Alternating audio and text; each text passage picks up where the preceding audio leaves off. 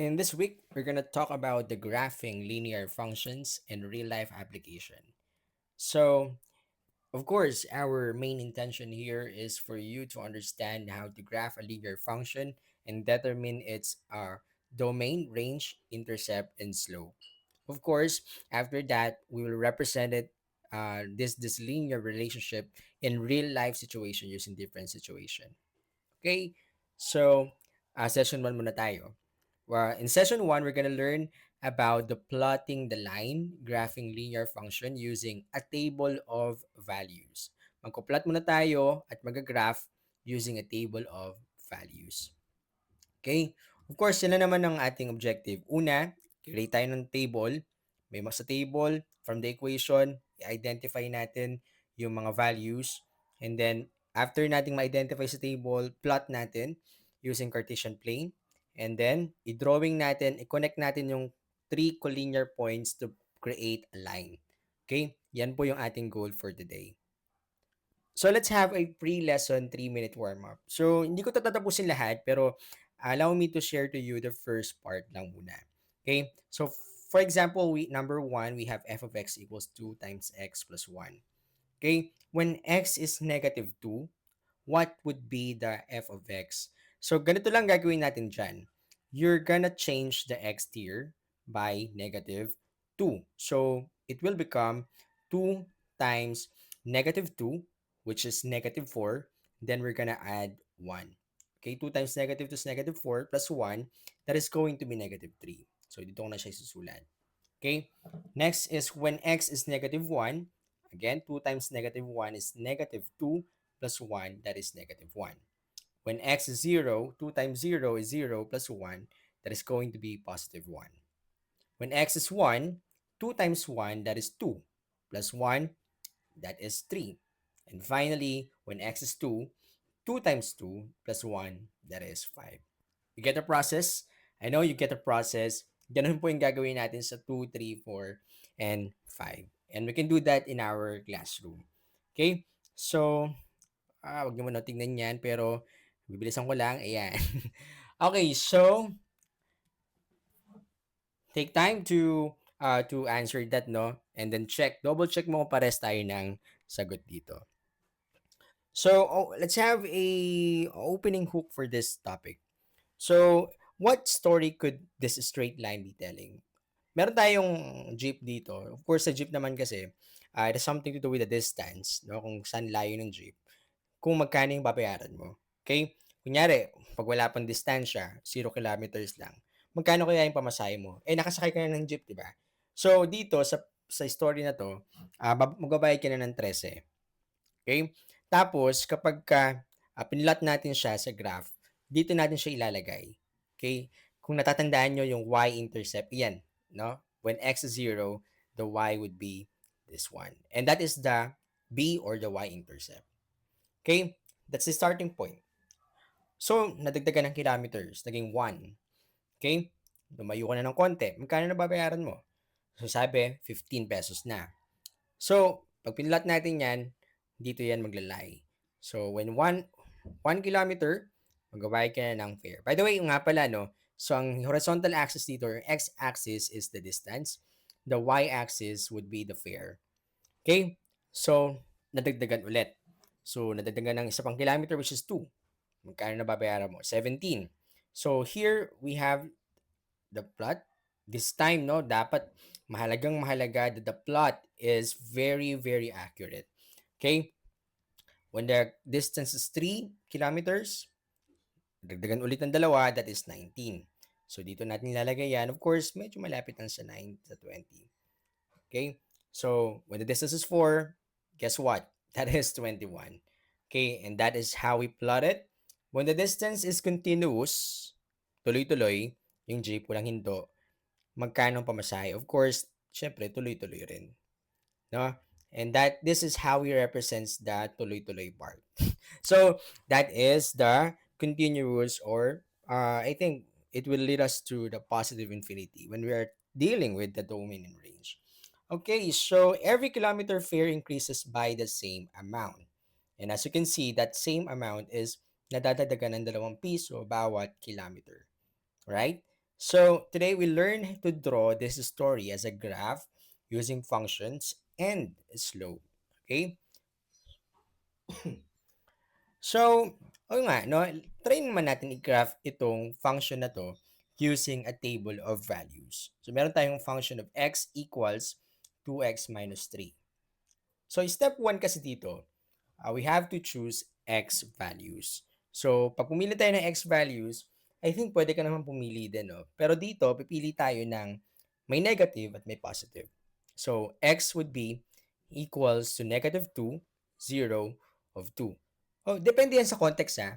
Kasi yung pamasahe naman dun sa jeep, wala naman kasi talagang distansya na negative, di ba? So, hindi natin pwede pumili ng negative dito. Pero ito, since ang problem dito, hindi naman jeep, so pwede ka pumili ng negative. Okay?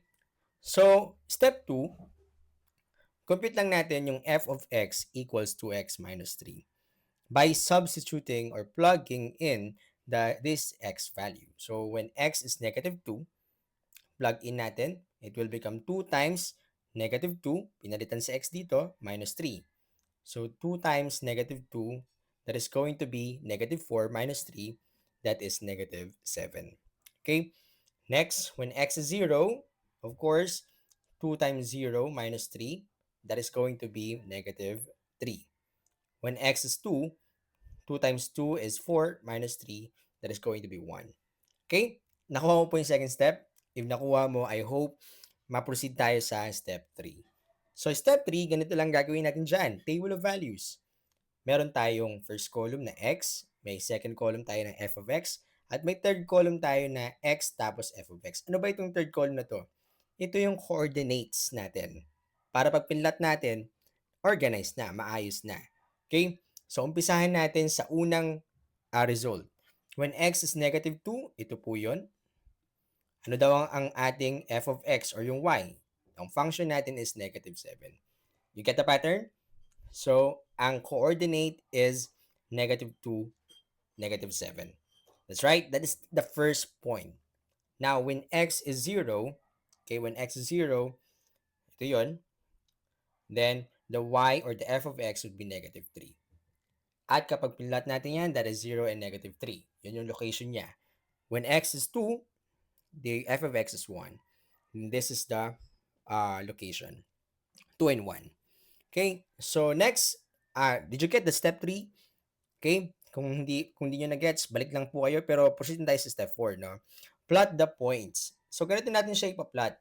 Ano ba yung mga points na nakuha natin? We have negative 2, negative 7. Ito yon. We have 0 and negative 3. We have 2 and 1. Okay? So, inorganize lang natin. Then, step 5, we will draw the line. So, this is the Cartesian plane. Sa notebook nyo naman or sa graphing paper, mas mabilis tong ma-visualize. Kaya gumamit kayo ng graphing paper dito. Okay? So, drawing tayo ng x-axis, y-axis. Ang una nating point na ipa-plot, which is negative 2 and negative 7. Saan makikita yon? Negative 2 to the left. Okay? And then negative 7, pababa. I think ito na yung tatlong points na yon. 0 and 3, 2 and 1. 0 and 3, ito yon. 2 and 1, and this is 2 and 1. Okay? Three collinear points. So, pag nag-connect tayo ng line, yan na po. We can create this kind of graph. This is a linear function. So, syempre, we will expect na straight yung line natin. Okay? So, bakit may arrowhead dyan or raised sa both side? Syempre, pwede ka naman gumamit ng negative pataas eh. Pwede kang gumamit ng negative 1,000 eh. So, diba? Pwede kang gumamit ng negative 1 million. Ganon din sa positive side. Okay? Kaya, continuous yan. Ibig sabihin, yung domain natin is positive or negative infinity. So, the graph, ganun din yung range siya. The graph of f of x is equal to 2x minus 3 is a line rising from left to right, crossing the y-axis 0, negative 3. Okay? So, ganyan natin siya interpret naman. So, that is the process. Okay? Tandaan niyo po yung 5-step na to for us to graph this given function.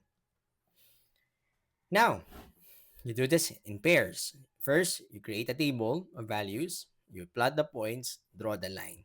Okay? And verify the collinearity with the third point. Okay? So, this is your task. Graph nyo daw po ito. Tapos, si partner A, this is your task. Partner B, this is your task. And then later on, you're gonna exchange. Okay? After a minute. So, once you do this, exchange na po kayo. So, now, at this point in time, since kayo na po in pairs, nakapag-rate na po kayo, no? Yung isa kasi ay positive slope, yung isa naman ay negative slope.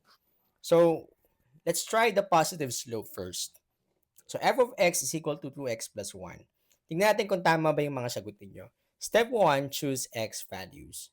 So, of course, pumili tayo ng, siguro per unit muna tayo para hindi tayo lumayo. So, negative 2, negative 1, 0, 1, and 2. So, step number 2, substitute and solve. F of 2, f of negative 2. So, 2 times negative 2 plus 1, that is going to be negative 3. Okay? So, yung point natin is negative 2 and negative 3. Okay? Ganun din sa f of negative 1. So, 2 times negative 1 plus 1, that is going to be negative 1. And that is f of x. Okay? Negative 1, na iyan po ang ating coordinates. F of 0 is equal to 1. Okay? 0 and 1. F of 1, that is 2 times 1 plus 1, 3. Okay? And finally, f of 2, 2 times 2 plus 1 is 5. 2 and 5. So, ganito po natin siya i-graph. Step number 4. Okay, of course, ang points natin, ito yung mga plot natin, ipa-plot natin. Umpisa natin yung negative 2 and negative 3. Dito siya, banda. Okay, next is negative 1 and negative 1. 0 and 1. 1 and 3. 2 and 5. Okay, then we connect the line and that's the graph will look like. Okay, that's it. We were just identify the graph, the table of values of this particular given function. Okay? So, yeah, this is the final answer. So, let's proceed to the next one.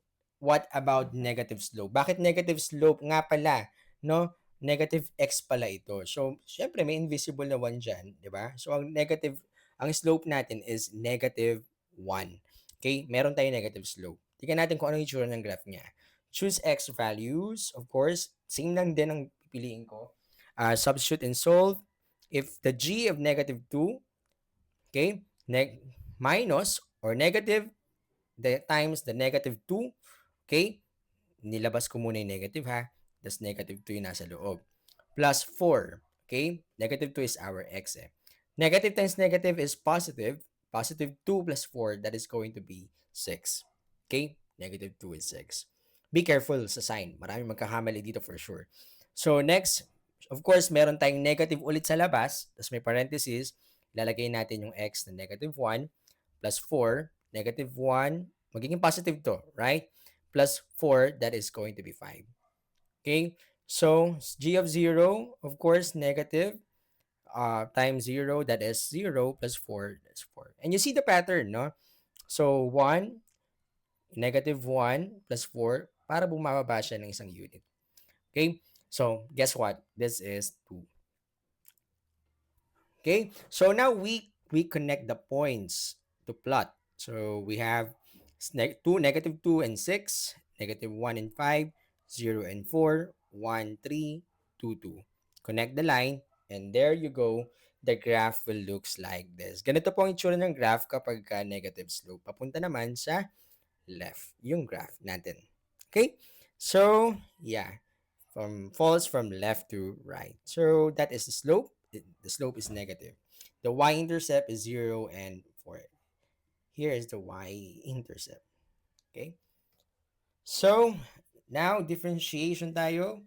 As we close this session, I want you to write a 3-2-1 reflection. 3 things I learned. How to make a table of values, of course. How to plot points on the Cartesian plane. How to draw a line and check collinearity. Did you understand that? If you understand that, ibig sabihin na hindi mo tong lesson na to. So, question number 2. Question I still have. So, kapag may tanong ka pa, pwede mo isulat niya sa notebook mo and we will address that question sa ating classroom. And then, number 1, real world object that looks like a line. Sige nga. So, dito meron tayong road, power line, ruler. These are the three real-world object na nakikita natin sa paligid natin. Okay, so for the exit ticket, use graph this f of x equals negative x plus 3 using a table of values. Okay, so we will check that sa ating classroom. I hope you really understand and get the process of this one. So, try nyo rin po, no?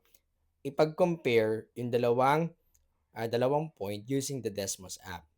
So, download kayo ng Desmos app. I think Desmos is available sa ating Google. So, or kaya Google app or Play Store. Try nyo lang i-type ito, yung mismong function na to, and then makikita nyo po yung graph na ganito, itsura. This is a much accurate graph. Okay, and this is it. We are done in the session 1. We will continue the next session, in our next meeting. I hope you understand the first lesson. Thank you for listening.